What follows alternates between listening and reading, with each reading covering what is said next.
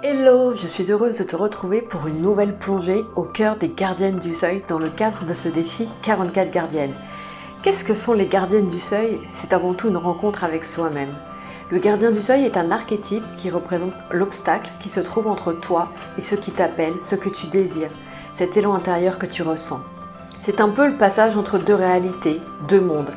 J'aime cette image de Joseph Campbell que je trouve très parlante et qui a immédiatement résonné.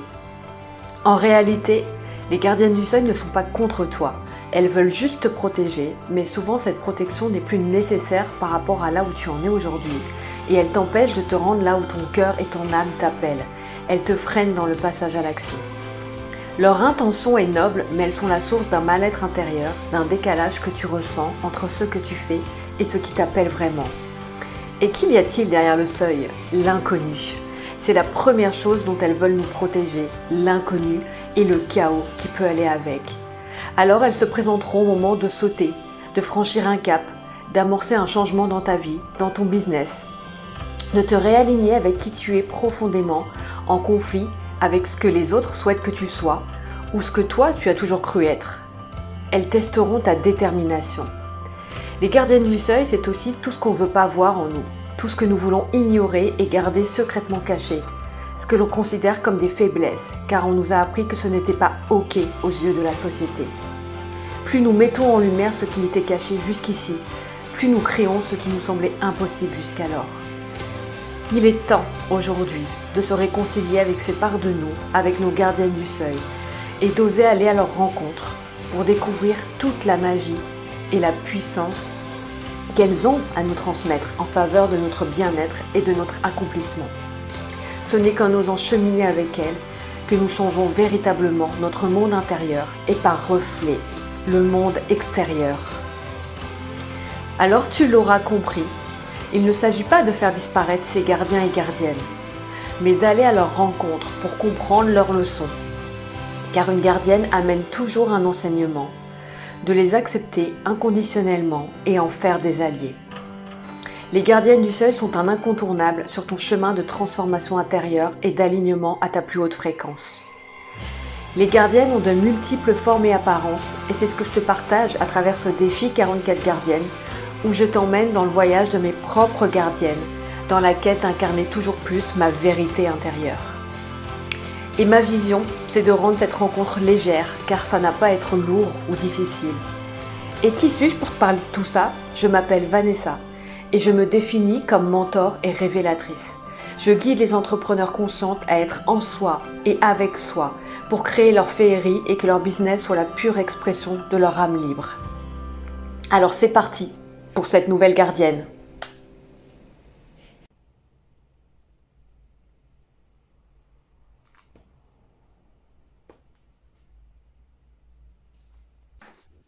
Hello! Alors on se retrouve pour cette 25e gardienne. Ah, je sais pas si on entend mon chien, mais alors là commence bien. Bon, on reprend. J'ai mon encens qui brûle à fond. J'espère que ça fera pas trop de fumée. Donc, pour cette 25e gardienne, ce dont j'avais envie de te parler aujourd'hui, de te partager, c'est le sujet de la vie de rêve et notamment le fantasme de la vie de rêve.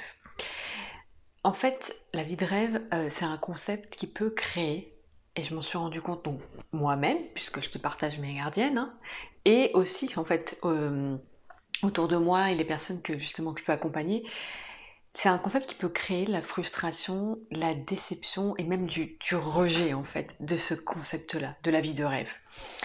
Et pourquoi? Alors c'est justement les points que je vais te partager ici. En fait, il y a des raisons à ça. Et bah, toutes ces raisons font un peu ce fantasme en fait autour de la vie de rêve, cette idéalisation de la vie de rêve. Et il se passe des choses finalement et on se dit ah bah ou c'est pas ce que je pensais ou voilà, je m'attendais à autre chose. Donc justement, la première chose c'est ce qui est important déjà, c'est que ta vie de rêve, c'est la tienne, par définition. Mais c'est pas celle de l'autre ou c'est pas celle que certaines croyances ou conditionnements de la société voudraient nous faire croire que c'est.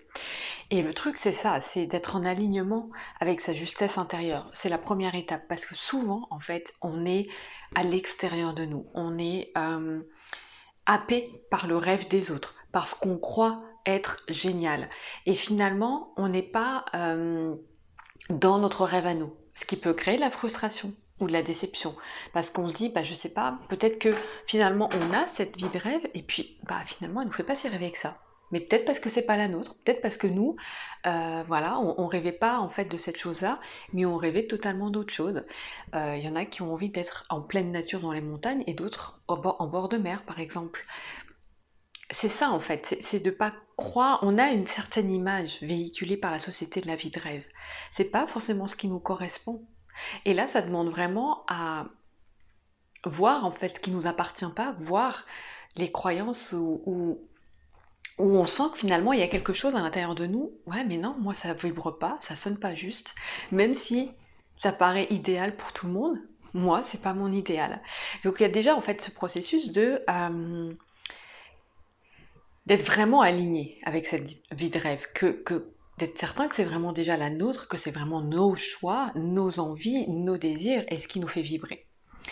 Ensuite, il y a aussi cette autre chose, j'ai fait bouger la table, euh, en fait, il peut y avoir cette sensation que notre vie de rêve, elle n'est jamais complète. Et ce qui se passe, c'est que du coup, bah, on est toujours en train de courir après la prochaine chose qui viendra compléter cette vie de rêve. C'est-à-dire que de toute façon, on est en chemin, on est toujours en chemin. Donc, bien sûr, à un moment donné, on atteint des phases en fait où bah, on se sent bien avec cette vie-là.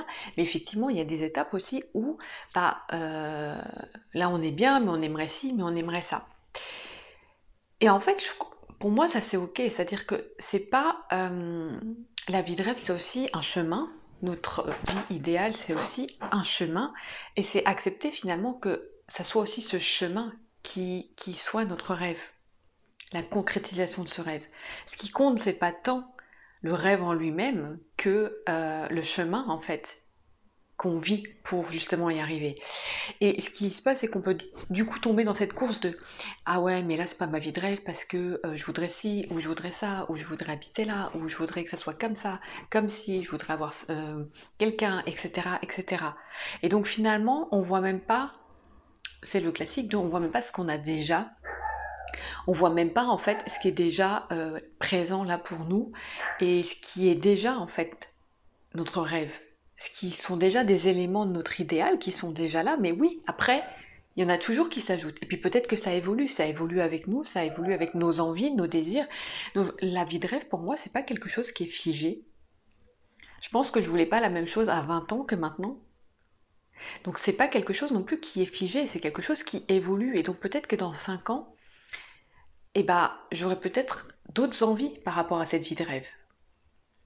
Donc c'est aussi ne pas rester figé sur quelque chose où on s'est dit que c'est ça qu'on voulait sans revérifier bah justement par rapport à notre justesse intérieure. Est-ce que c'est toujours aligné avec qui je suis aujourd'hui, avec tout ce que j'ai vécu? Autre point dont je voulais te parler aussi dans ce spécial vie de rêve, le fantasme de la vie de rêve, c'est ce truc que, en fait, à travers la vie de rêve, pour moi, on cherche surtout à ressentir des choses, à être en paix, à être en joie. Et en fait, implicitement, on peut du coup avoir cette attente que bah, lorsque je serai vraiment dans ma vie de rêve, bah, quand j'aurai ci ou quand j'aurai ça, bah, tout ira mieux. Tout ira mieux, je me sentirai en joie, je me sentirai en paix. Et le truc, c'est qu'en fait, les défis et les émotions inconfortables, ça fait partie de la vie. Je t'apprends rien, ça fait partie de la vie. Mais implicitement, on a quelque chose en fait qui nous fait croire que notre vie de rêve, tout ça sera doux, facile, fluide, joyeux, amour, et plus d'émotions inconfortables, et plus d'émotions désagréables, et plus de défis, et plus de challenges. Et du coup, qu'est-ce qui se passe? Bah, on a toujours l'impression en fait qu'on n'est pas dans nos vies de rêve parce que même si on a tout ce qu'on voulait, bah, à l'intérieur, on ne ressent pas ce qu'on pensait ressentir. Vous voyez l'idée? Du coup, on est en résistance, euh, on est vraiment en résistance par rapport à par rapport à la vie, par rapport à tout ce qui constitue la vie, Et on est en résistance parce que pour nous, dans notre vie de rêve, on doit ressentir ça, pas ça. Et donc on rejette une partie de la vie, on est en résistance avec une partie de la vie. La vie de rêve, c'est aussi accepter tout ce qui fait la vie. Et que, en fait, tant qu'on est aligné avec ses choix et avec cette vie, justement, on est OK pour aussi accueillir les défis et les émotions qui peuvent quand même rester désagréables. Parce que c'est aussi comme ça, en fait, que on évolue, qu'on apprend des choses. La vie, c'est le meilleur des enseignants. Et donc, ça bouge tout le temps, ça fluctue tout le temps. Autre point pour moi aussi, autour de ce concept de la vie de rêve, on peut idéaliser une certaine vie sans se rendre compte des contraintes qui peuvent aller avec. Donc là, je vais te donner un exemple facile, c'est avec le bord de mer, par exemple, vivre au bord de mer. Donc moi, actuellement, je suis pas très loin du bord de mer. Jusqu'ici, j'ai jamais été très loin du bord de mer, par contre, je l'entendais pas. Et j'avais envie de pouvoir entendre la mer. Et donc du coup, là, je l'entends. Mais quand la mer gronde, quand la mer elle est forte, quand il y a des grosses vagues, on l'entend aussi, bien bien. Et donc quand elle fait ça toute la nuit, on l'entend aussi. Et la première nuit où justement la mer elle a vraiment grondé fort et qu'elle était vraiment forte en fait, on n'entendait que ça, j'en ai fait un cauchemar. J'en ai fait un cauchemar où la tempête en fait venait détruire les habitations et je devais vite prendre mes affaires. En fait, limite, j'avais même pas le temps. Peut-être que c'est des petites mémoires d'Atlantide, hein. Parenthèse. Bref, tout ça pour dire que oui, parfois on va idéaliser quelque chose. Et puis en fait, on va être confronté à la réalité, on va se dire ah, j'avais pas pensé à ça. Et d'ailleurs, ça me fait rire parce que quand j'avais regardé sur Airbnb en fait des logements, quelqu'un se plaignait en fait qu'on entendait beaucoup l'océan, enfin se plaignait, disait qu'on entendait beaucoup l'océan en fait. Et je me disais c'est génial. Et puis en fait quand je l'ai vraiment entendu, et effectivement surtout la nuit où ça résonne encore plus, je me suis dit ah ouais, c'est un effet pour moi en fait. On est lié à notre environnement, donc ça brasse en fait. Et quand j'entends la mer brasser comme ça, je brasse aussi à l'intérieur. Et ça brassait des choses pour moi. Donc ce que je veux te partager en fait à travers ça, c'est de dire ok, il va y avoir potentiellement aussi des choses qui vont peut-être pas totalement me convenir, ou il va y avoir des contraintes par rapport à cet idéal que j'avais. C'est-à-dire que là, être au bord de la mer, ça veut dire que accepter, bien sûr, accueillir ce qu'on a surtout envie, c'est-à-dire le bruit calme des vagues de la mer, mais accepter aussi que la mer, parfois, elle est en colère, parce qu'elle ne rejette pas ses émotions, elle ne rejette pas ce qu'elle vit, elle suit le mouvement, et des fois, ça envoie, ça pulse. Et l'idée, ça va être de dire, ok, est-ce que mon amour pour cet environnement est plus fort que cette contrainte? Est-ce que je suis en bien-être même avec cette contrainte?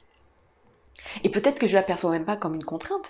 Ça se trouve, moi, je la vois comme une contrainte parce que peut-être que quelque part, c'est pas ok pour moi, mais peut-être que pour d'autres personnes, ça serait même pas une contrainte parce qu'ils adorent être là.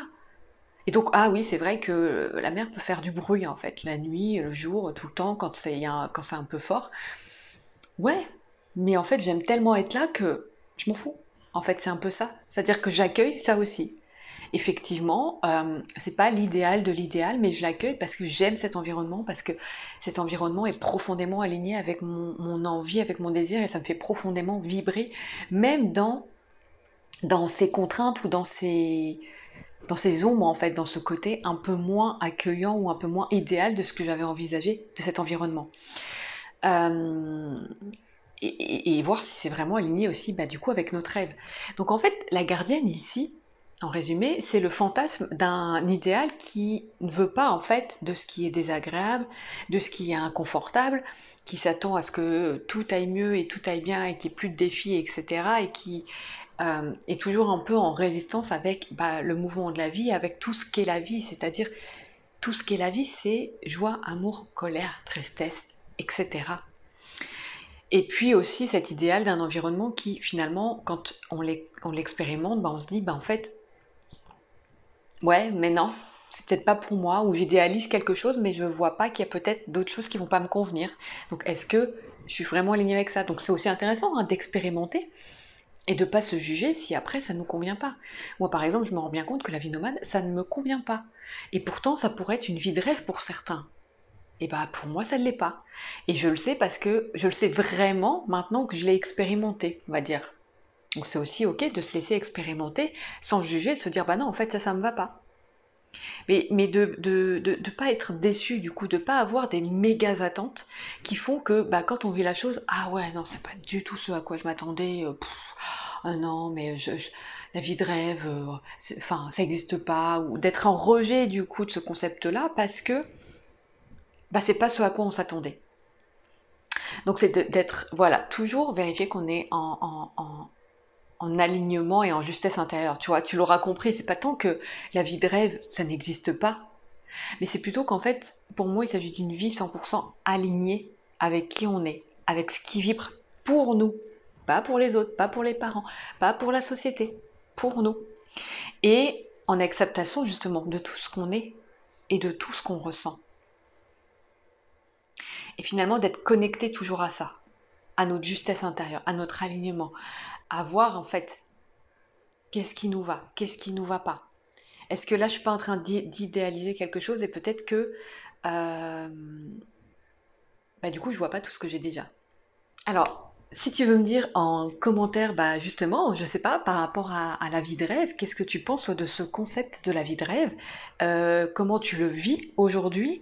Est-ce que tu considères que tu es dans ta vie de rêve? Est-ce que tu considères que tu es en chemin? Est-ce que tu considères justement que tu vois qu'il y a encore des éléments que tu aimerais, mais que bah, du coup, ça se fait au fur et à mesure? Parce que la vie de rêve, c'est ça aussi, ce qui est génial, c'est de, comment dire, bah, d'espérer, de construire en fait cette vie de rêve au fur et à mesure et de cheminer quoi. Et c'est ça aussi qui est hyper intéressant. Toi, comment tu vois les choses, comment tu les ressens aujourd'hui, comment ce que je t'ai dit, ça vibre pour toi. C'est-à-dire que est-ce que tu sens que tu as peut-être rejeté cette notion de vie de rêve parce que tu t'attendais à autre chose, parce que tu as été toi-même déçu. Euh, Peut-être que tu avais une idéalisation de ce que c'était et qu'en fait, ça a été confronté à la réalité et tu t'es dit mince, c'est pas du tout ce à quoi je m'attendais. Et c'est ok, parce que comme je te dis, moi j'ai aussi eu ça et je crois que c'est important de cheminer avec donc nos envies et nos rêves, mais de pas faire peser des attentes autour de cette vie de rêve qui serait quelque chose en fait comme je parle souvent de l'illusion d'être arrivé, ben c'est un peu ça la vie de rêve, c'est ça y est, je suis arrivée, tout va bien, j'ai plus de défis, j'ai plus de challenge, j'ai plus d'émotions inconfortables. Bah non, parce qu'en fait, tant qu'on est vivant, on en aura, parce que c'est juste le mouvement de la vie, c'est le flux de la vie en fait. Par contre, est-ce que ce que tu ressens par rapport à ton environnement et par rapport à tout ce que tu as construit, c'est en fait aligné avec toi? Donc n'hésite pas à me dire en commentaire si jamais tu as des questions, encore une fois des partages à faire, je serais ravie de te lire. Et sur ce, je te dis à très vite pour la prochaine gardienne. Ciao!